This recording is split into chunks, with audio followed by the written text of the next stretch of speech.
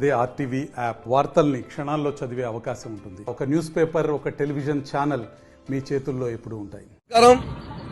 నిన్న అక్రమంగా మా ఎమ్మెల్సీ కవితకిని అరెస్ట్ చేయడం జరిగింది.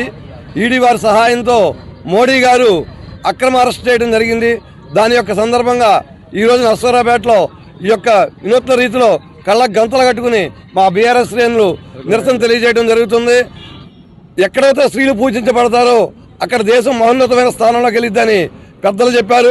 అలాంటి స్త్రీ మీదే దౌర్జన్యంగా నిన్న సోదాలని చెప్పి అరెస్ట్ చేసి రాత్రి 8 గంటలకి తీసుకెళ్లి ప్రత్యేకంగా ఫ్లైట్లు కూడా ముందే పురమాయించి ఎవరికి తెలియజేయకుండా అరెస్ట్ చేసి తీసుకెళ్ళడం చాలా అన్యాయంగా మేము చెప్తున్నాము.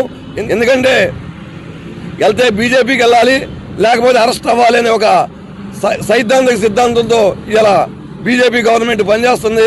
ఇలా దేశవ్యాప్తంగా చూసుకుంటే ఈ యొక్క 10 సంవత్సరాల్లో సుమారుగా 490 మంది మీద ఈ ప్రతిపక్ష నాయకుల మీద బీడీ అరెస్ట్ చేయడం, బీడీ కేసులు పెడతాం జరిగింది, ఈడీ కేసులు పెడతాం జరిగింది.